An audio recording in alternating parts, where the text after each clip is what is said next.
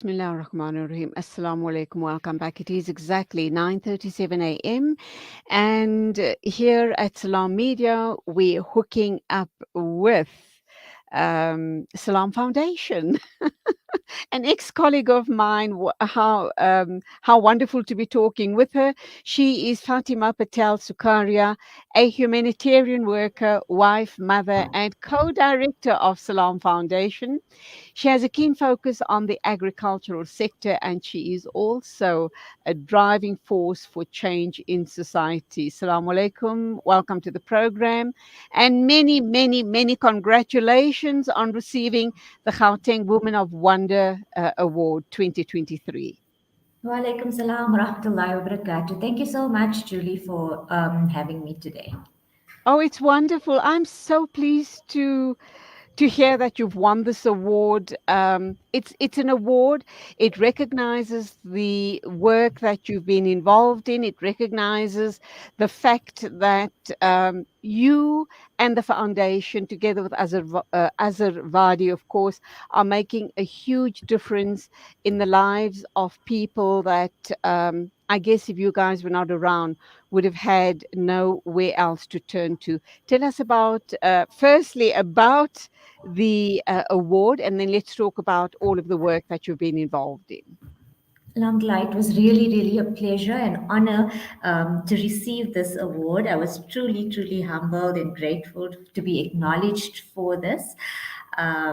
It obviously comes with a lot of hard work, a lot of dedication, and of course, my loyal team, without whom I cannot do half the work that I do on a daily basis. So it's actually just not an award for me, but it's shared with my entire Salam Foundation team. Wonderful. Tell us when you were awarded this, and where was the ceremony? Did it come as a surprise, or do you know that you were nominated? Yes, so 2 weeks back, I received an email saying that I was nominated for this award. So we did know, but it's actually at the award ceremony that they told us that there were like 4,300 and some odd people that actually were nominated for this Wow. award. And yeah, so the nominees then were selected, and after that they chose, I think it was close to 50 women from all different career paths that were awarded this award on Saturday night at the Maslow Hotel in Sandton. So this was uh, we received this award from Panache Promotions and Events. Alhamdulillah, that's wonderful. It's a huge achievement, but that doesn't mean that you need to take a break. The work just carries on. How did you get involved with Salam Foundation? Many years ago, Azarvadi went to the Rohingya camps. And when he came back, he actually uh, did um, did a program at the Nana Memorial Hall in Mayfair, and I was one of the people who actually went there to listen to the plight of the people of Rohingya.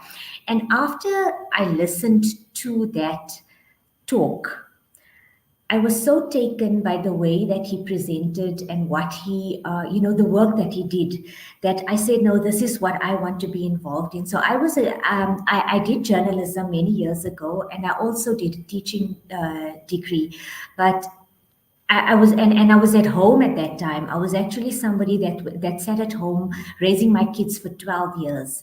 So making that decision to say, I want to get out there and do something again, it was a very big decision for me at a late stage in my life, and being at home with my kids for 12 years, it obviously puts you back a whole lot. So I knew that I wanted to do this, that help people in this way, the way that he was helping people.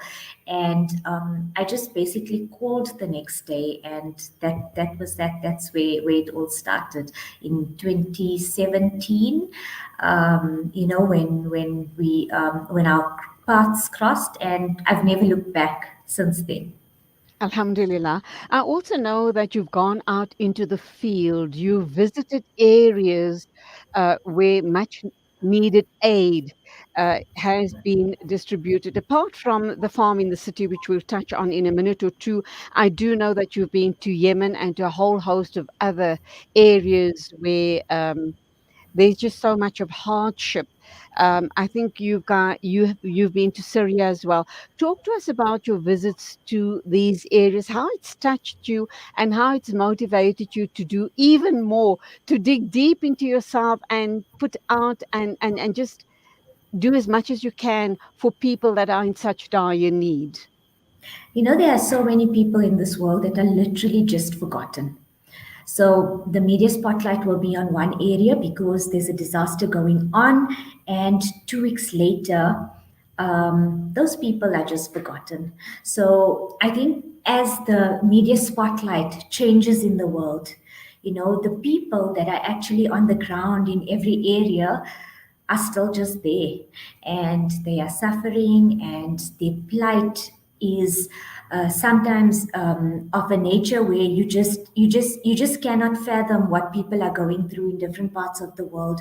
So I've had the privilege of visiting so many countries. I recently just returned from Yemen, you know, and every disaster zone, every country has its unique set of circumstances. And I think what Salam Foundation, puts out there is something that many people don't actually see, and it's the stories of forgotten people in this world. It's people who nobody will actually focus on, and it's the human story. And when people are suffering in some part of the world, they all have a story to tell. And so when they see that I've come there, more than just like that parcel that's being given to them, because we want to move away from we want to move away from that parcel handout to sustainability and empowerment. And when we go to say an area of Yemen, and then we go to a refugee camp, and the women see that there's a woman from a different part of the world who's actually come to visit them, to just be with them, that means the world to them. Because I think there's a lot of men doing a lot of humanitarian work all over the world. um, and the human side, maybe the emotional side of the story is not being told because of it's just a woman can relate to a woman on a different level. And I think people all over the world, females all over the world, really identify with that, and they really appreciate that. So in many countries, in Chad, in the Rohingya camps, in Yemen, in Syria, it's all those places that I have visited myself, that I've found that this has made a considerable difference and a change, where people can identify with somebody. And this time in Yemen also, I've taken a big group who came with me, and saw firsthand the experiences that people are going through on another side of the world.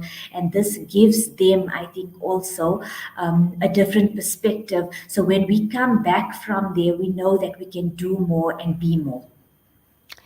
How does this impact on you as a person? I mean, visiting all of these disaster areas, war torn areas, where people have been displaced, where there are possibly refugees, and even in refugee camps, they're undergoing a lot of hardship.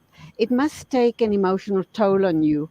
How do what is it that you do when you come back home? How do you recharge your batteries and ready to go again? This is a question I'm asked quite often. And the thing is that, for me, being in the humanitarian space, it's not something, or it's not a place that I'm going to and then coming back and life goes on. It's very far from that. So, because I've seen it, and I go out with a new impetus, with a new resolution again, to say that I can do more, and I can be more, and I can be more for these people. So it's actually not me, it's just this message that has to go out to so many different people in South Africa who have not heard that story. And I feel like that is therapy for me on its own. Because if I'm going out there and telling the story of a person that is suffering on another side of the world, it is giving me that comfort to say, I am doing something for that person. I am putting out the campaigns for that person. And I know I'm going to, inshallah, change their worlds. I mean, to wrap up, then let's talk about the farm in the city. Is it still going strong?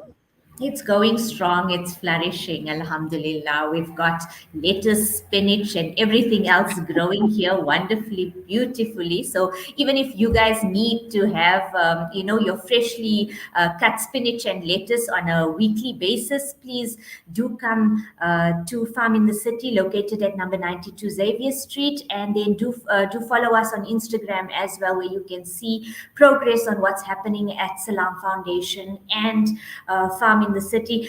Remember, our office space has been turned into an urban garden, and so in line with sustainability and empowerment, it's one of our projects. That Alhamdulillah. anybody from the public can just come and visit us here. Fatima, to wrap up then, I do know that Salam Foundation has been doing amazing work in the countries you've just mentioned, Syria, Yemen, and other such places. What type of work are you doing in South Africa?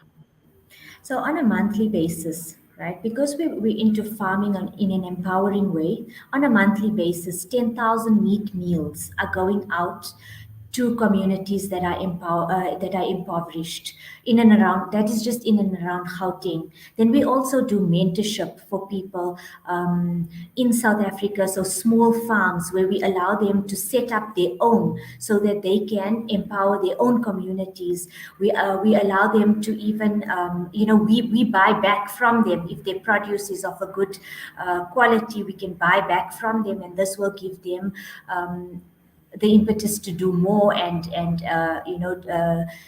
concentrate on their farming projects. Projects like goat projects, where we give a herd to say somebody in the community, where he can grow his own herd of goats or sheep, so that he can empower himself, so that he can feed his family, so that he can help his community, possibly even start a butchery of his own if his herd grows to considerably. So these are empowerment projects that we are concentrating on in the Gauteng region, and hopefully with Allah's help, we can do more and be more. Amazing. You certainly do deserve this award, which is obviously. Just remind us the name of the award. It has been presented to you by a company called Panache.